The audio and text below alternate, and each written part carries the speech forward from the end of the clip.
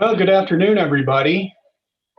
Welcome to the City Planning Commission meeting.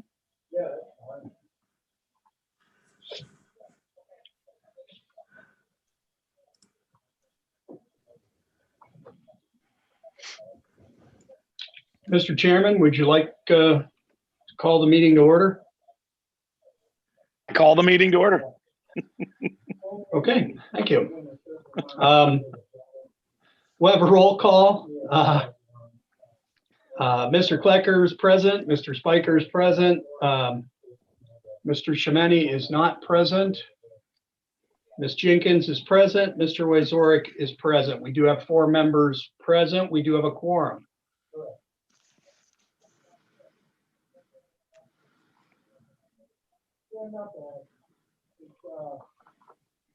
Next up on the agenda is approval of the November 17th, 2020 meeting minutes of the City Planning Commission.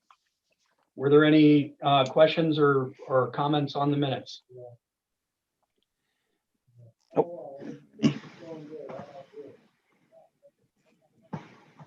Motion to approve. Second. We have a motion to approve. And I'm sorry, who seconded?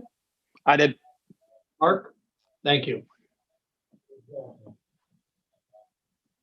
All in favor? Say Aye. Aye. Aye. Thank you. Next up on the agenda, we actually have several replots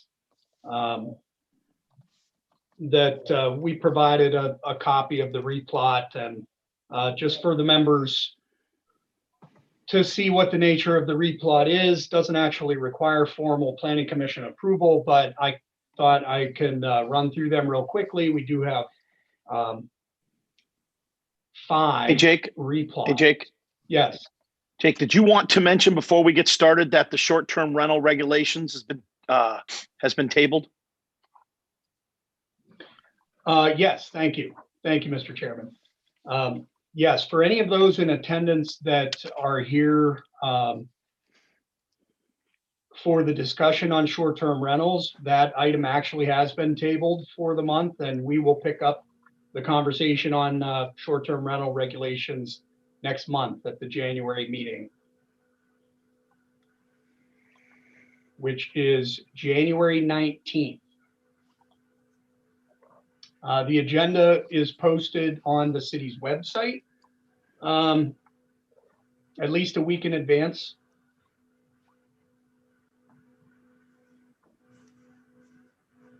Thank you, Mark. Yep. First up on the replots, all the exhibits are available on the city's website as well, in addition to being provided to the commission members.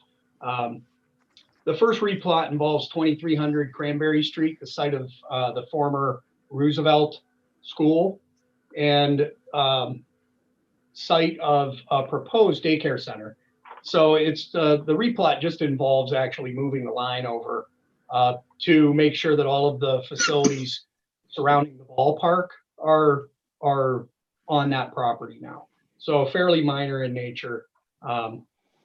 You know, if you have any questions about it, by all means, you know, you can contact me. But this was initiated by the school district just to clean things up before the daycare center operation is moves forward. The second one, and I guess I could say in advance, all of these 5 replots, they all meet the city subdivision and zoning requirements. So there are no issues there with any resulting residues, setbacks, anything of that nature. A couple of these at 435 and 439 West 5th did actually go through a zoning hearing board meeting just to deal with lot density requirements, that when they made the lot, they proposed to cut off about 45 feet of the lots, that due to the land use there, it ended up not meeting the lot area per family requirements. But zoning hearing board did pass both of those dimensional variance requests last week. So those meet all the zoning with that variance request being passed. With 535 West Fifth, again, no zoning issues there. Same with 230 West 17th.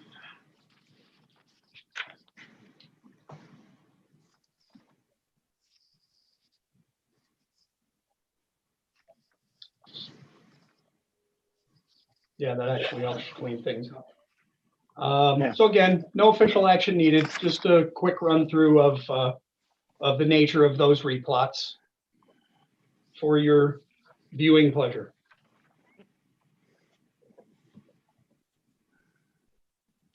Next up on the agenda, we do have review of a minor subdivision located at 910 Downing Avenue. The property is located in an M2 district. We do have Laura Gunchin here, who can speak to the nature of the subdivision. With that, Laura, if you'd like to make any comments or just give folks an overview, I've got you on here. You can unmute and go for it. Sure. Well, hi, everybody. I'm Laura Gunchin, for those of you that don't know me, Vice President Project Management with Erie Management Group. 910 Downing is at the corner of 10th Street, East 10th Street and Downing Avenue. It is home to Calypso Enterprises, the medical marijuana grower processor facility. The minor subdivision that Jake is referencing today is to parcel off the buildings from the balance of what we refer to as the South Yard.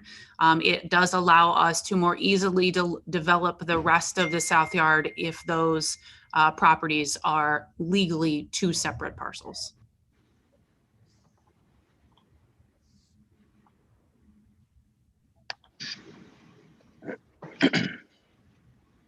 We've had some opportunity zone interest there, which was another reason to do the actual formal subdivision. Excellent. Okay. Excellent. Thank you, Laura. Yep. Thanks for the opportunity to speak. Sure. Any questions or comments on the proposed subdivision? It does meet all of the subdivision and zoning requirements as far as setbacks, so no issues there. Yeah, If not, I don't have a motion. I have a motion to accept for Amanda for recommend approval. Second. Okay, we have a motion and a second. All in favor, say aye. Aye. Aye. Thank you.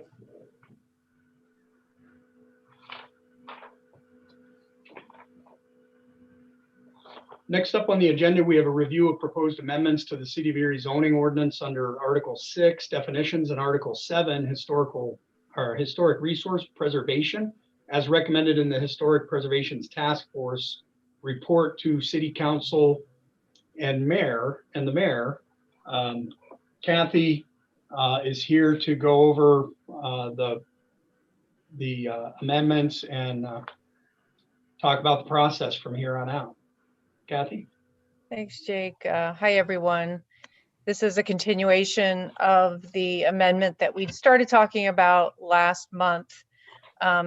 It's been revised a bit, mainly a couple of reasons that you've seen that the revisions have happened. One, State Historic Preservation Office had shared a model ordinance that they had been working on, and the gentleman who was working on it was actually out of the Philadelphia office. So it came to me after we started drafting this the first time. It was very helpful in getting some sort of standard language within our ordinance. So I relied heavily on the model ordinance. We also met with with Jake and Tessa, the city solicitor, Ed Betza, and Jason and Rich were very kind enough to also sit down virtually with us and review the amendment and give us some feedback. So we've made those changes. So essentially what you have in front of you is an amendment to an existing article, as Jake mentioned. We've added some definitions for clarification. with this amendment, it sort of strengthens the historic preservation, historic resource protection section of the zoning ordinance. It also will create a review body called the Historic Review Commission, whose job will be to make recommendations for designation. Essentially, this acts as a rezoning of property. And in that respect, it's rezoning with an overlay district. So the underlying zoning, if it's R1, RA, RLB, whatever, will prevail in terms of uses and some other regulations, but this would be an overlay to protect the historic resources that are identified. Those resources can either be in a district, so a combination of properties, much like you see in West 6th Street is probably one of our best examples of an historic district that is actively being maintained in certain sections. But it also could be an individual building, a site, or an object. So all of those are combined under this, this article. It would essentially overlay on that property. Rezoning would follow very similar rezonings that you may have experienced in the past. The process is similar. It could either be by a property owner, either of the property, if it's an individual property, or property owner, at least one within a district, or it could also be initiated by city council, or the planning commission could ask city council. So those are really the two main ways that any property can get zoned a certain way. And in this case, it doesn't change that. The only change in process is now we have an HRC, Historic Review Commission, who would make recommendations to the Planning Commission for this overlay district. Once that district is applied and approved through the legislative process, the HRC continues to act much like the Design Review Board does for Waterfront District, in that any changes to the building, any changes to the district or building that can be seen from a public way would then be required to get a certificate of appropriateness from the HRC. So that process would be in place. The appeals process from a denial of a COA would go to city council, and they would be the final judge and jury on whether or not a COA should have been approved, and vice versa. There is provisions for economic hardship. So if someone, now granted, these are cases where the property owner, in most cases, I don't foresee city council sort of initiating these rezonings, but that certainly is within their right to do so. But in most cases, these are property owners who've come in and asked for protections from this historic district overlay. But if they're in situations where there's an economic hardship that can be proven, then that would be another way to justify a certificate of appropriateness either being denied or sort of revoked, not revoked, but approved. They can sort of go that route with their approval. But one of the reasons this is probably one of the more regulated sections of your zoning ordinance is because it has to be. I mean, that's really the historic preservation movement, and that's really what the city needs to position itself to do in order to sort of advance historic preservation. So they become much more of an active player in historic preservation, well beyond state or federal restrictions. Now the city can have sort of a say and be a little bit more active in historic preservation by doing this. One of the other reasons that this is becoming more of a priority is that the Historic Preservation Task Force, which we talked about, was created almost 2 years ago now. I can't believe it's been 2 years since they've been working. They're created by the mayor and the city council to look at historic preservation and figure out what the city should or should not be doing in order to, it's essentially a modified feasibility plan for the city on historic preservation. Their primary focus and their recommendation is that the city could be doing more. We have a lot of resources that could be assisted through additional levels of technical assistance, tapping into funding, but in many cases, local resources just to go and ask questions and be an advisor to the city or to property owners in what they could do.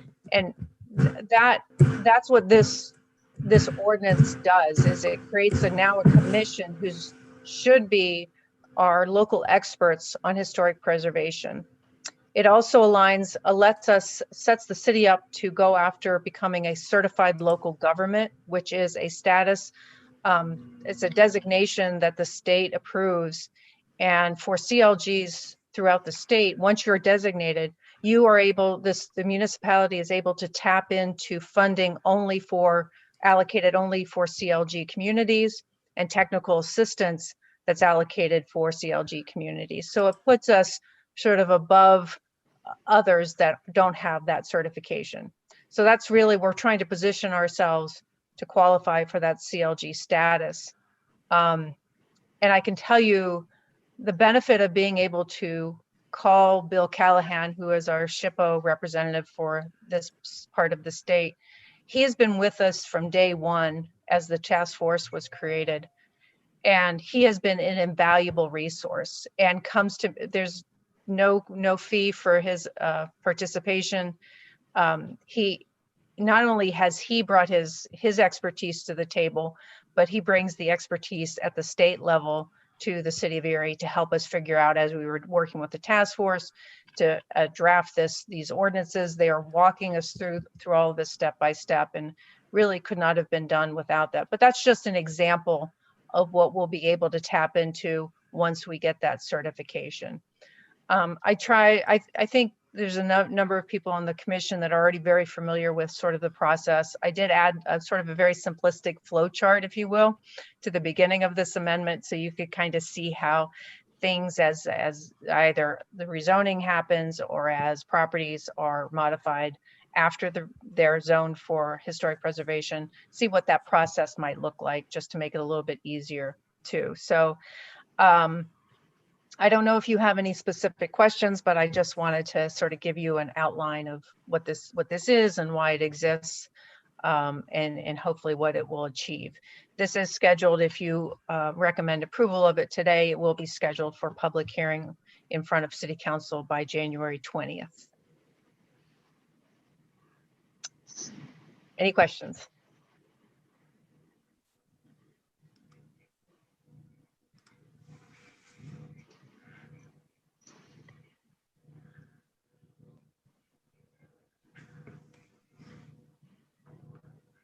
No means yes. Erica. Bless you. Thank Okay. you. No, I think you did a great job. Everyone. I appreciate that, Rich. Thank you. Yeah, I like it. I like everything. I think the process makes a lot of sense. It was a gift to the future of the city. Yeah. Good way to put it. The onus is definitely on the HRC after this point. Once the HRC is created, failure relies on their shoulders. Failure or success. It really does. It really does. This is not dipping your toe. You either jump in and hopefully you have a life vest or you know how to swim, one or the other. It really is. It's a big step, but it's one step of an entire initiative that has to keep growing. And that growth is dependent on the HRC, but also in many cases, the Planning Commission too, because you will be at the front lines of this. And it's not a war, right? Nothing's being forced down anyone's throat. But this does you can lead into doing a full-fledged preservation plan for the city that will then lead into, modifying this, applying it in different areas. So it can go a step further, but at least this gives you the basic infrastructure from which you can start. It's the foundation that you've created by doing this one step. Oh, I think it's a long overdue step. So, about time. I don't know. I'm willing to make a motion to recommend to City Council they adopt it. Is that proper? What we're doing? I'll second that. Mark seconded it, Jake.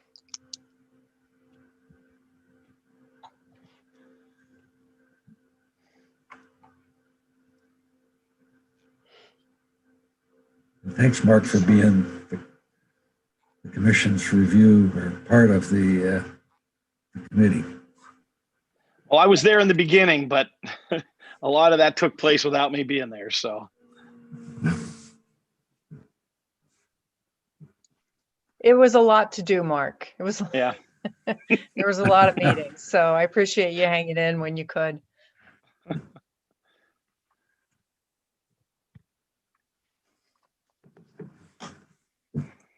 Okay, we have a motion and a second to recommend adoption of the proposed amendments to Article 7 and Article 6 to council. I'll prepare that today to get over to council. And we should be okay there.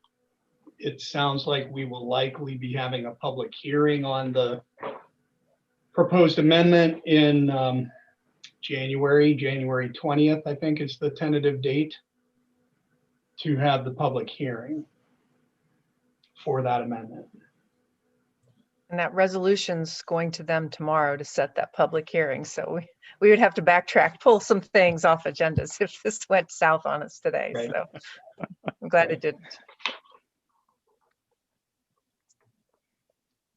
Yeah, I didn't send the memo out yet. Needed formal adoption first, a formal motion. I get it. I get it. The resolution is to them, but with a caveat.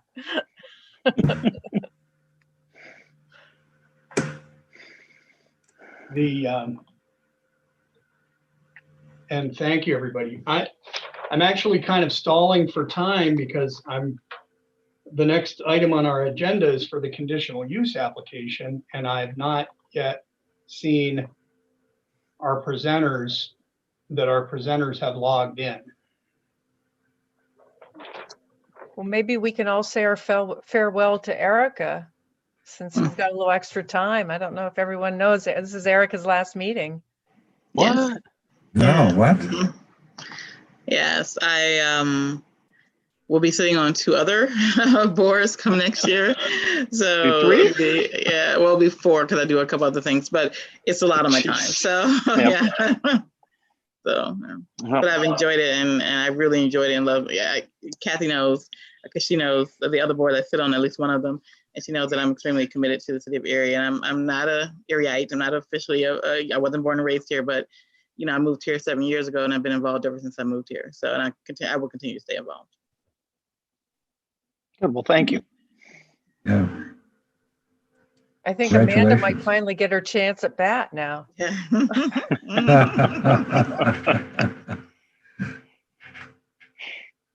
So we are opening the boards and commissions and authorities call for applicants, I think officially tomorrow. So I think in this scenario, in this situation, I think we just have the 2 alternate positions. As if Amanda moves, I assume she will, as was our intent to have alternates move into the full-time if she wants to take it full-time into Erica's seat. And then we'll have 2 alternates that we'll call for applicants for.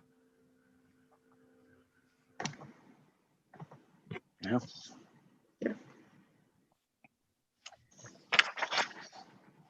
And just saying those alternates need to be as qualified as dedicated as Erica. She set the bar pretty high.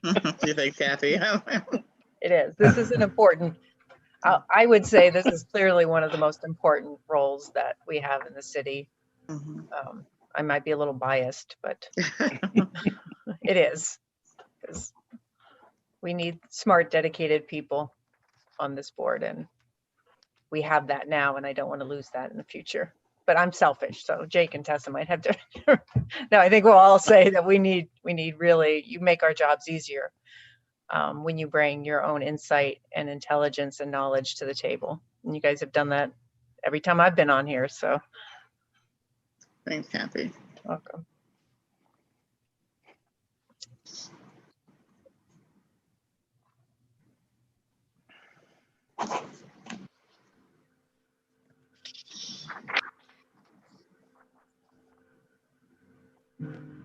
Jake or Tessa, do you think they were waiting for a certain time? Did they think it was going to be a long discussion and so they weren't going to get on until a little bit later?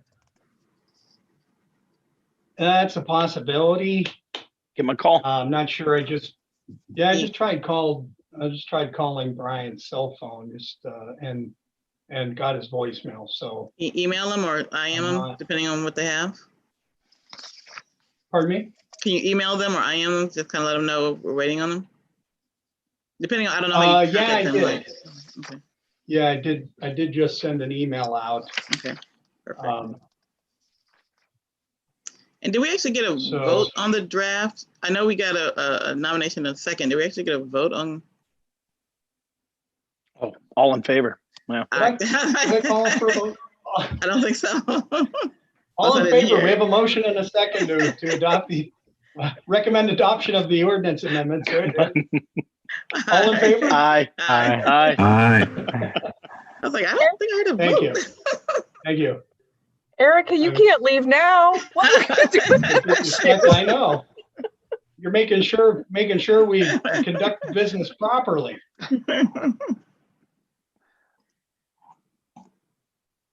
Yeah, this is a little unusual.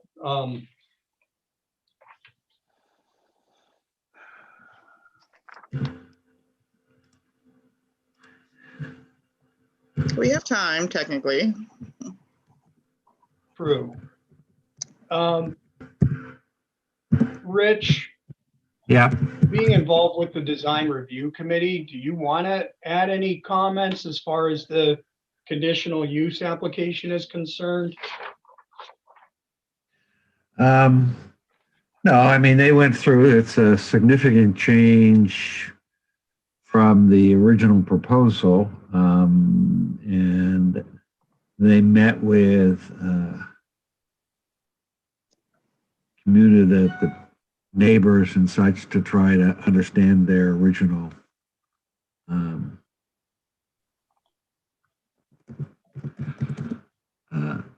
the objections that came up at the zoning meeting, and revised the design to do that. It's lower density, it's a lower building. It tries to, I think, fit in with neighbors' view of the neighborhood better, and address some of the specific concerns of the flanking neighbors. So, And maybe you know, I'm not sure. Are these going to be are all these 2-unit built apartments? 'Cause I couldn't tell by the Yeah. pictures and the. this one it's 3 floors Yeah, of 3 units per floor. so they're all 2 There bedrooms. are I'm sorry. combination of studio 1, and there are some 2-bedroom units. Okay. Because I can understand the concern about parking on that street and not having enough parking space if you have 2-bedroom units and each person has a car. So, okay. Yeah, they kept when it's- they reduced the number of units in the building, they left the parking count the same, Mhm. so that there are more parking spaces available in total for the project compared to the last thing we saw. Probably they only have 1 wheelchair accessible space, but Probably, yes. yeah, they do. Yeah. I think it's definitely improved since the original. I like the progression. Yeah. From That's it. a planning commission perspective, and this, I've heard this teased, and it may not be realistic, or maybe it is, but how the eastern, in the West Bayfront, the eastern part of West Front Street was abandoned at one point. And I've heard a couple people mention that actually recently about abandoning the rest of it. I don't think that would really affect this project, but is it worth discussing? Sorry, Jason, you're saying what's been abandoned? I'm sorry. Like West Front Street became the Oh. promenade on the other part of Bayfront on the bluff. Mhm. If the promenade project was ever prioritized like it should be, would that not be the same strategy on the remainder of the bluff?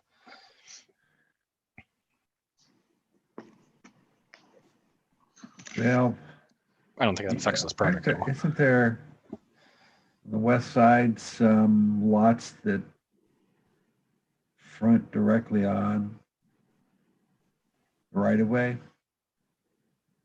That the right of way and the street are their only access. Hmm.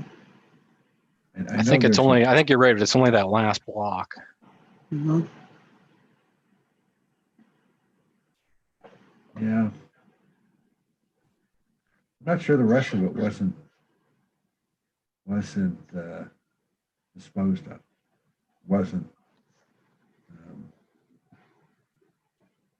abandoned, and the Port Authority has control of it.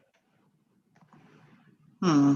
Yeah, if you go to the end of the promenade now, it's very it doesn't end very ceremoniously. They're like, the intent was to finish that idea, I think. Yeah. Hello, can everybody hear me? This is Brian Weber. Mhm. They're Brad. Yes. Hey, folks, I'm very sorry for being late to this. I did not get an invitation for this, so I didn't realize this was happening today and at this time, so I apologize. Way to go, Jake. That's right. Sorry to throw you Yeah, under the he bus, just- Jake. I did just speak with Philip. Hopefully Philip will be joining shortly. It looks like you guys are already pretty far into this. Is there any particular questions or anything you want me to review while we're waiting for Philip? No, I think, Brian, at this point, you could run through the presentation. We had just started kind of talking about, I had asked Rich for some comments from the design review committee meeting, but you can go ahead and just run through the presentation as you normally would. Sure, I'd be happy to do that. So everyone has the plans in front of them, I assume, and I'm just going to kind of go through these a sheet at a time really quickly. I think for some of you, you've seen this many times, so I'll try to be brief and to the point of this. The name of the sheet is on the bottom with the number next to it, so I'm going to start off on sheet 1, which is vicinity plan, so 01 vicinity plan that shows the location of this project, and it shows you the general size and in relationship with the streets in the existing neighborhood. We are proposing a 9-unit 3-story building here on this double lot that's been combined into one at 824 828 West 2nd Street. Again, we are what we're proposing. Jake, you can also provide some input on this, but we're proposing everything fits within zoning and meets current zoning. The idea of zoning, the only thing we're asking for is a larger front yard setback than what is zoning. So we did go through the variance hearing for that front yard setback. But other than that, we're well sort of within the limitations and parameters of the zoning, and are actually expanding it even more so to kind of respond to the neighborhood's comments. Obviously, they have expressed a lot of concerns about this. And one of the things that we did to sort of address their concerns was we met with them several times and reviewed it. Going to page 2, which is community outreach in your sheet, you can see that we met with the neighborhood 4 times: October 7th, October 13th, November 6th, November 10th. We reviewed their initial concerns. We walked the site with them. We met at their community meetings, presented design to them, met with them to review that design, made more revisions, and then did a final presentation with them prior to submitting the zoning. So through that process, on this sheet, you can see sort of what we're calling sort of the 7 main issues or concerns that they had and how we addressed them. Primarily, they had to do with privacy. So the original building, what we did is we reduced the original building. They were concerned about the overall density of the building. What was originally presented was a 12 unit. After meeting with them, they said they would feel more comfortable with something that was closer to 10. So we came back with a 9 unit. And then 30% reduction in footprint for that building as well. We looked at the parking impact, which is another big concern. Obviously, once we took the density down, we kept the parking the same size with the 13 parking spaces, which gives us about 1.5 per unit, where zoning calls for 1 per unit to help take some pressure off that off of the neighborhood parking. Privacy and setbacks a huge concern for them, so we doubled the setback on the west side. Zoning is 3 plus another 3 once you're above 2. Once you're above 2 levels, you have to add a 3 for every additional level above 2. So that's 6 is what was required, and we've doubled that to 12 along that west side. Still have 6 on the east side, and I'm looking at diagram 4, just so everyone knows. You can see the setback shown there in the green. There was about a 7-foot setback. You can see in the lower right-hand corner where you see that green circle. We increased that to 27 feet from the original design, so to give that neighbor even more a setback. One of the privacy concerns they had was windows was a big issue for them, not having a new unit looking into windows of the adjacent building. So we went out and did a survey of where the existing windows are, and then designed the building have minimal windows along that west side and made sure that those windows were not aligned with any of the existing neighbors.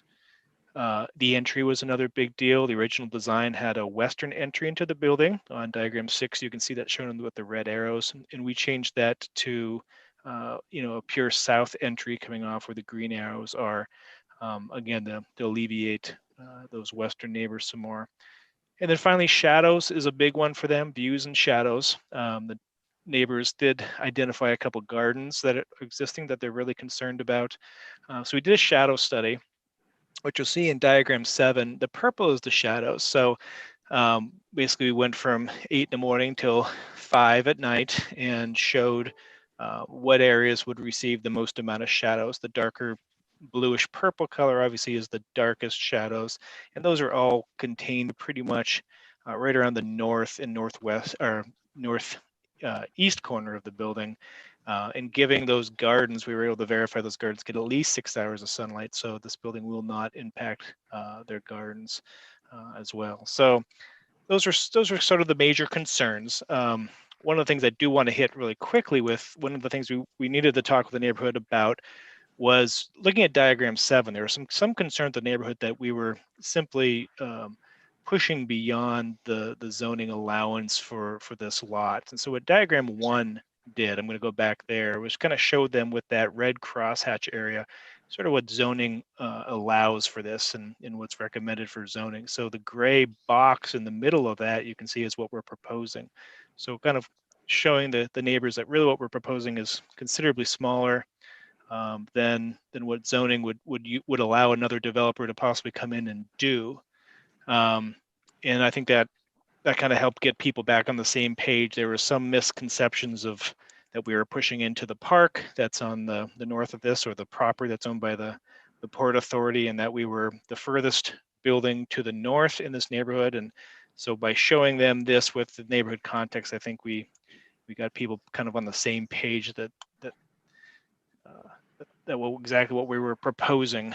So on sheet number 3, community outreach elevations, you can see what we did is showed some elevations here showing the height of the building. Zoning allows us to be 50 feet, which you'll see in the darker red area. The lighter red area is what the original design was, which was right around 43 feet and had sort of a flat roof to it. We came back and changed the pitch of the roofs, tried to come up with more of a form that complemented the other forms that were in the neighborhood, the other homes. Did a highest of 40, and then you can see our eaves at the ends are 30. So fitting at or well below some of the neighboring buildings to make sure that this apartment sort of nestles itself into this neighborhood from an elevational standpoint. At the bottom elevation, you can sort of see the some of the materials that we're starting to develop as part of this as well, with that more traditional aesthetic. 4 is the floor.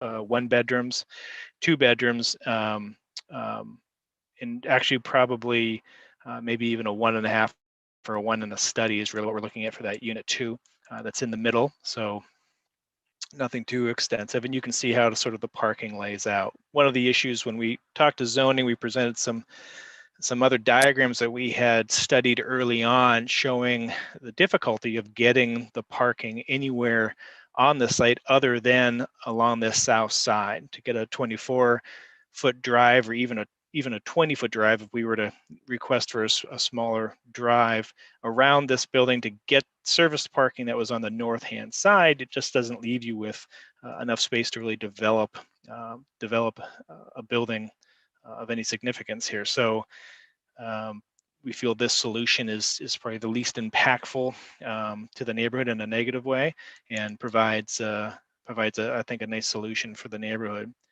Number 5, sheet 5, the building elevations. Again, just kind of going back to what we had seen before. This just kind of adds the east and west elevations and gives you an idea of sort of some of the materials that we're starting to call out that you can see in more detail on page 6, which is the building materials. So looking at the neighborhood materials that are there now, coming up with a complementary palette of colors, looking for sort of a weathered gray palette, which kind of echoes some of the weathered wood, and then coming up with a metal roofing, which is pretty common in this neighborhood. A composite siding. Obviously, most of the siding in the neighborhood is primarily vinyl. There's some wood, there's some brick, and some miscellaneous. So coming up with a complementary horizontal siding for the neighborhood we thought was important. And then coming up with an aesthetic accent, which would be the vertical shiplap wood siding that's along that west side again, where we do have the neighbors who are concerned about the proximity. You can see on this diagram that the larger 12-foot spacing between the building and those existing neighborhoods and the neighbors, and then adding that warmer accent of wood we felt was a nice complement, something nice for the neighbors to see, so they're not looking at a brick wall by any means, but they're looking at something a little bit more warmer. And then coming up with a landscape and a site plan that we feel really complements the neighborhood and provides a nice benefit, and that's on sheet 7, the landscape plan. So with this, the developer would like to kind of go with landscape concept that's ties a little bit more to sort of the waterfront aspect of this neighborhood and character, with some sedge grasses, ornamental grasses, pathway system that takes the users back to sort of a social area, fire pit area, and then dealing with some of the screening and privacy issues with broadleaf evergreens, which would provide that screening year round, as well as some color interests in the spring. Dealing with, of course, our parking lot screening, which is necessary, but doing it at the bare minimum, meaning that we're not trying to create a tall hedgerow here that's going to block people's views, but deal with an evergreen screen that meets what zoning needs and what planning needs, while also not going beyond that and blocking any views across or through this neighborhood that are unnecessary. Using natural boulders for some accents for some topography changes in the site, ornamental grasses, of course, and then ornamental trees to add some color along the street and also at the edge of the park as well. And you can see these a little bit more clear in the next sheet, which is 08 perspective view from West 2nd. So this shows with the larger front yard setback, how we're treating that, how we're screening the parking, a series of landscape and some screen walls, some site walls. That accent and complement the architecture of the building, provide the information we need as far as address, and then provide some visual interest. One of the things that's noted in zoning is that the landscape in this area should be park-like, and so I think we've try to develop something that would be complementary to the neighborhood and a nice asset for the neighborhood. Has a nice visual feel for folks coming up and down the street, whether you're driving, whether you're walking. It really be a nice complement for the neighborhood. And the second sheet, which shows the north elevation, looking out over that area that's owned by the Port Authority, sort of that park green area, and then finally out to the bay views. And that is the project. Any questions?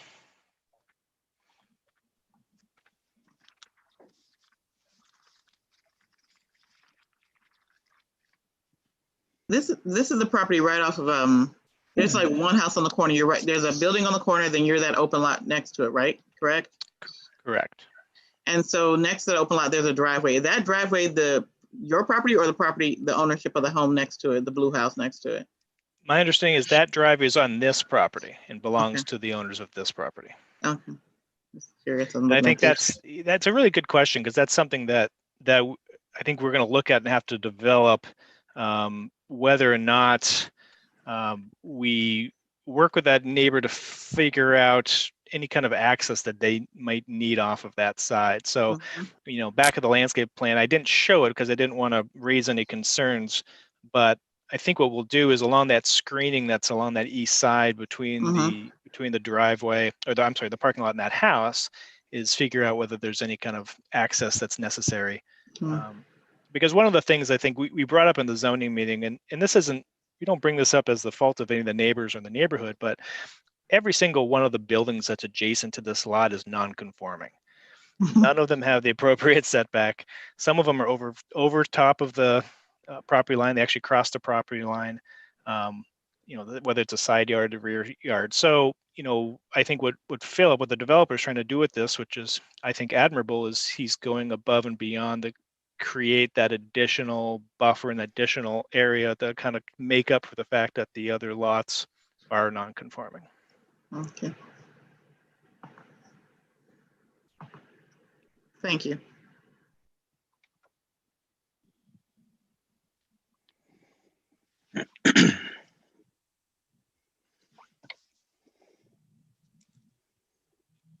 Philip, did you have anything you wanted to add? No, I think Brian did a bang up job, so I'm okay. Indeed, I agree. Anybody else have any questions?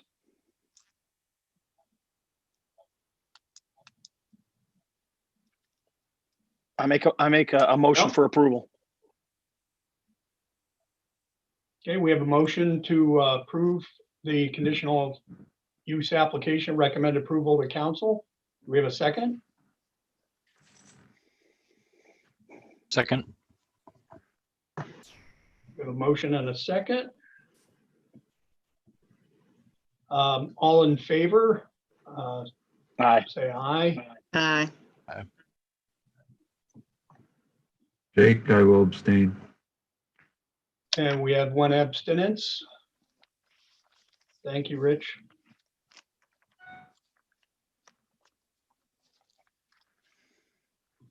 All right. Thank you. Thank you, everybody. Thank you, Brian and Philip, for responding to me short notice. I apologize again for not sending that login link until the last minute. No problem at all. Appreciate your ability to respond quickly. Your timing was great. I was able to pop in the last 5 minutes of the hearing. Well, and honestly, the agenda did move pretty quickly today. I frankly didn't think you guys were actually going to be on deck until right about now, maybe. So Okay, great. that it all worked out well. There you go. Well, thank you. It all worked out well. And then, so for everybody's benefit, as a conditional use application, I will get this recommendation to council, and then it will be up to council to schedule the public hearing for the conditional use. What I'm kind of anticipating, because the other, there's another similar project, of course, the next block over, that perhaps those hearings would be held at the same time. So I would think that council will likely, if they're able to get things scheduled, would be the first meeting in February, perhaps. So hopefully we can get the resolution on their agenda for the first meeting in January and see where the schedule takes us from there. Terrific. Thank you. You're welcome. Are there any other items? Again, on the agenda, I did put the short-term rental registration or regulations that we had tabled those, to get through our other business today. We will pick that up again in January. Hopefully we'll have basically a draft ordinance sent out ahead of the January meeting. So we'll have something a little more solid to go with and make any revisions or recommendations from there. All right. That's all I have. I make a motion to adjourn. Okay, we have a motion to adjourn. Second? Second. So moved. Thank you, everybody. Thanks. And I wish everybody a happy holiday. Yeah, you too. Happy You too, holidays, Jim. everyone. Bye, Same to you. Erica. Have a good one, Bye-bye. everyone. Bye, Erica. Thank you, Kathy. Erica. Bye, Jake. Bye, Mark. Everyone. Bye, Rick. Bye, Jason. See you soon.